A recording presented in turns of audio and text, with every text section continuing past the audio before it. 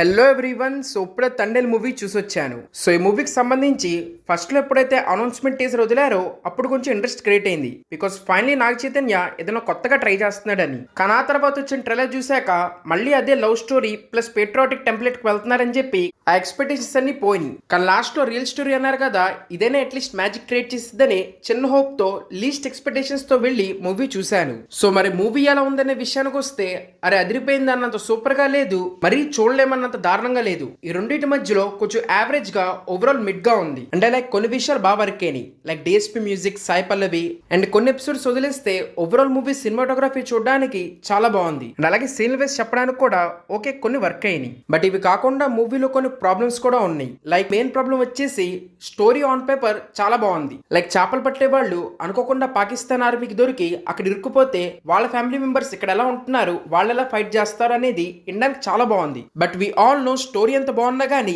దాన్ని కరెక్ట్ గా ఎగ్జిక్యూట్ చేయాలి. కానీ ఇక్కడ వీళ్ళు ఇదే మిస్టేక్ చేశారు. అంటే ఇక్కడ మెయిన్ గా మనకు ఆల్రెడీ స్టోరీ మొత్తం తెలుసు. సో అందుకే అసలు ట్విస్ట్ ఏంటి, దాంతో పాటు ఎండింగ్ ఏంటి, ఇవన్నీ వి ఆల్ నో. ఈ ఛానల్ టు ట్రైలర్ ఇంకా క్లియర్ గా ఏ సీన్ దగ్గర ఏమైద్దో మొత్తం చెప్పేసింది. In fact most of the real life incident మీద తీసిన మూవీస్ అన్ని కూడా ఇదే ప్రాబ్లం ఫేస్ చేస్తాయి. బట్ ఇక్కడే డైరెక్టర్ తన మ్యాజిక్ చూపియాలి. అంటే like writing wise or scene set చేసే విధానంతో ఆడియన్స్ కి టెన్షన్ తెప్పియాలి. ఇప్పుడు వాళ్ళు అక్కడ ఇరుక్కుపోయారు కదా పాకిస్తాన్ ప్రెజెంట్ లో, ఎలా బయటకు వస్తారని. బట్ ఇక్కడ ప్రాబ్లం వచ్చేసి త్రూఅవుట్ ద మూవీ ఏ సీన్ చూసినా గానీ ఆ టెన్షన్ మనకు క్రియేట్ అవ్వదు. ఇదొక్కటే కాదు, త్రూఅవుట్ ద మూవీ చాలా చోట్ల సీన్లు చాలా బాగా తీశారు, చూడడానికి బాగున్నా గానీ ఏది హార్డ్ హిట్టింగ్ గా లేవు. అంటే మూవీ మొత్తం చూసాక ఈ సీన్ ఖచ్చితంగా గుర్తుండిపోద్ది అన్నట్టు ఏదీ లేదు. అంటే పేట్రియాటిక్ అనిపోయారు కాబట్టి ఫ్లాగ్ సీన్ పెట్టారు, ఇలా కొన్ని సీన్ వైజ్ యాడ్ చేసుకుంటూ వెళ్ళారు కానీ ఈ మొత్తాన్ని స్టిచ్ చేసి ప్రాపర్ స్క్రీన్ ప్లే రాయలేదు. బట్ ఇన్ఫాక్ట్ ఫస్ట్ హాఫ్ వరకు పర్లేదు. అంటే లవ్ స్టోరీ మరీ గొప్పగా ఉంది, చాలా ఎమోషనల్ కనెక్ట్ అయింది అనలేను కానీ ఓకే మేనేజబుల్. అంటే ఇక్కడ కూడా అదే ప్రాబ్లం, హీరో హీరోయిన్ మాట్లాడుకుంటుంటే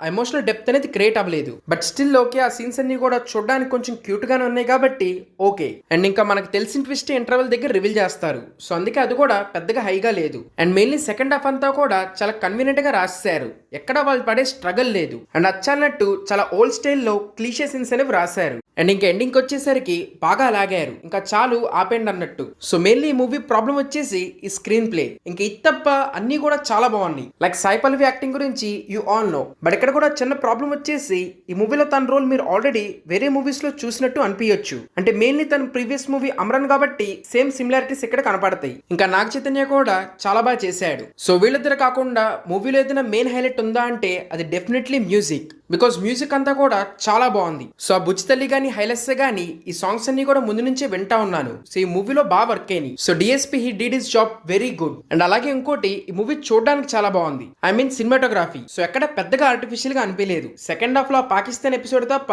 సముద్రానికి రిలేటెడ్ అంతా కూడా చాలా బాగా చూపించారు. మెయిన్లీ ఇంటర్వెల్ దగ్గర ఆ బోట్ ఎపిసోడ్ ఏదైతే ఉందో అది చాలా బాగా ఎగ్జిక్యూట్ చేశారు. లైక్ విఎఫ్ఎక్స్ గానీ అదంతా కూడా బాగా వర్క్ అయ్యి. సో ఓవరాల్ చెప్పా కదా, నాకైతే మూవీ యావరేజ్ గా అనిపించింది. సో ఎలాగో ఈ వీక్ పెద్దగా మూవీస్ లేవు కాబట్టి పెద్ద ఎక్స్పెక్టేషన్స్ పెట్టుకోకుండా ఏదో టైం పాస్ గా యూ కెన్ గో. సో ఇంక ఓవరాల్ ఇదే నా రివ్యూ తండేల్ మూవీ మీద.